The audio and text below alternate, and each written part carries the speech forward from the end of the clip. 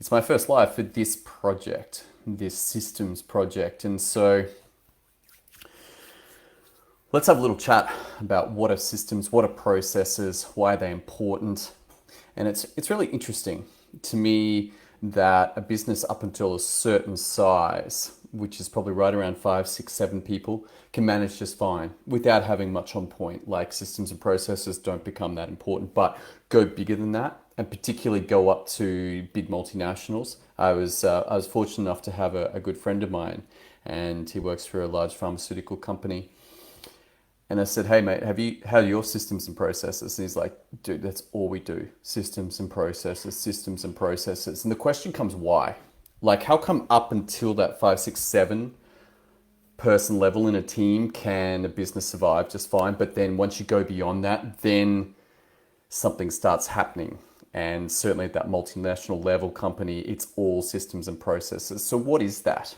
And that is worth investigating. That's worth thinking about. Why can a business survive without documents, without documented systems, without documented processes up until that size, and beyond that it gets crazy.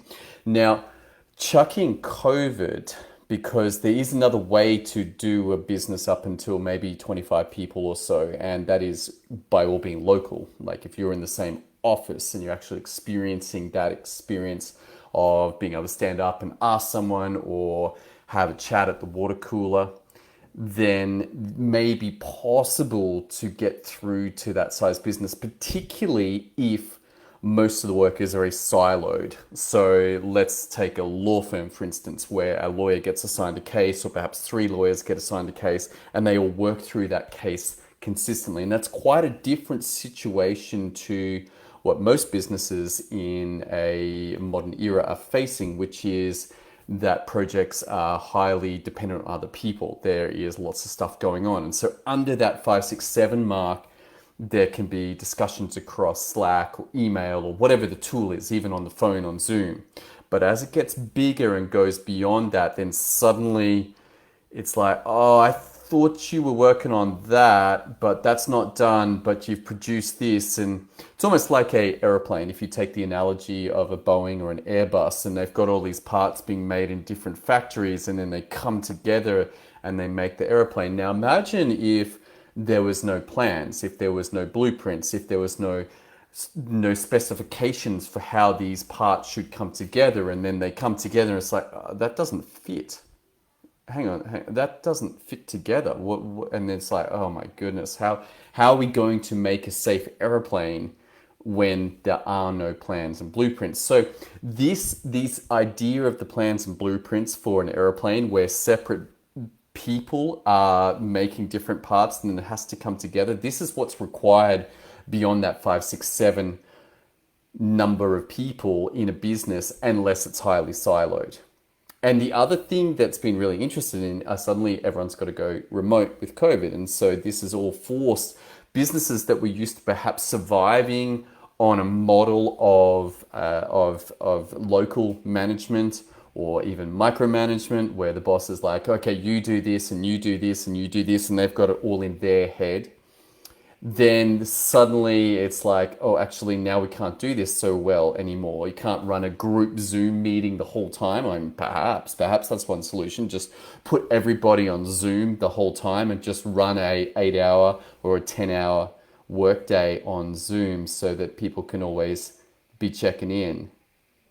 It's not a bad idea. However, there is a better idea, and that's actually to get systems and processes on point. So look, if you've been around in business for a while, you will have known that systemization, process management is highly important. And this has been brought through by the E-Myth. This has been brought through by Sam Carpenter. These ideas of, okay, we've got to dial in these processes. But there's a couple of things that would be very common to a lot of people. And they're like, all right, well, let's just write down everything that goes into this process. And so it all gets documented, and then that's all that happens. And it sits there as a document that never gets actually used, but well done, we checklist the whole thing. Yes, it's this step and this step and this step. And that might have been very detailed and taken a lot of work, but then when it doesn't get used again, it's like, oh, well, hang on. We just invested 4, 6, 10, 12 hours into documenting that entire process, never to use it again. It's like, did you just do that? Like, wouldn't it have been better just not to have done that process if it's not going to get used? And so going through and documenting a process and creating a checklist about what goes into a process for a business and then not using it again doesn't make a lot of sense. Like literally, you would be better not doing it. You've just wasted 12 hours creating nothing. You have not created an asset for your business. You just created a document that doesn't get used. And so this is a very common experience for people that they go through and they create these checklists. And some people actually even get very fancy and they stick them all together and they put them in a folder. And that folder then comes out just at one time, which is training time.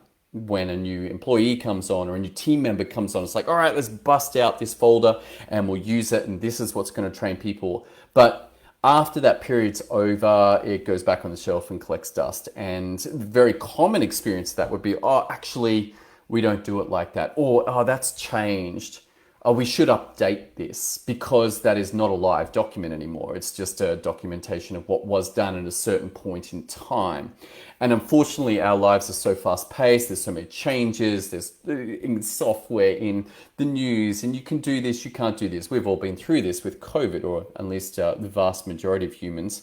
Perhaps if you're hanging out in the Amazon forest, not so much. But the rest of us, it's like, whoa, man, we better get up on that. How to use a Zoom, how to make a Zoom happen in a calendar. Oh, they changed it. Now there's security. Now you've got to put in this. Now you've got to do this. This is an ongoing experience for us. This is very unique. This has never happened really before, perhaps anything before maybe 2010. And so we've got this huge period of human civilization where changes are relatively slow. And then we've got the last 10, 11 years where changes are extremely fast. And they're likely to continue to get faster.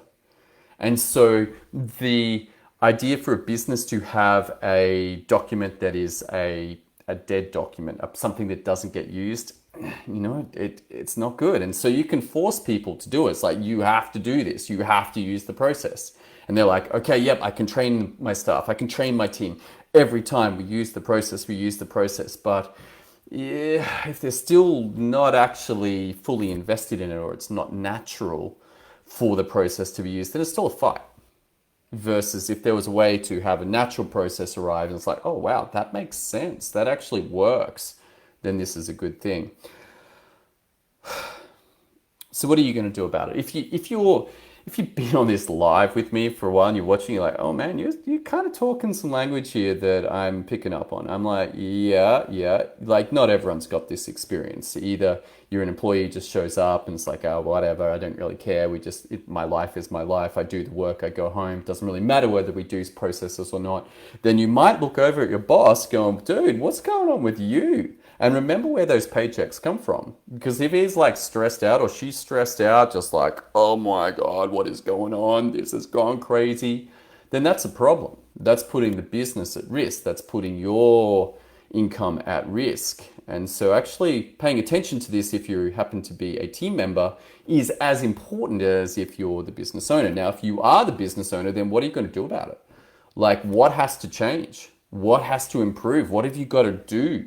If one thing is that you can learn at least a little bit more about systems and processes, and you want to do that, then I invite you to head over to systemio.dev. And on that page, you can watch a little bit about whether this is a good fit for you. And if it is, then pop in your name, pop in your email, and then go watch the training that I put together for you that actually covers this systems problem for a business. All right, thanks for tuning in. It's been a great pleasure to get this first live underway. Look forward to serving you more in the coming weeks and days as we go ahead and look deeper at the problem of system processes. See you then.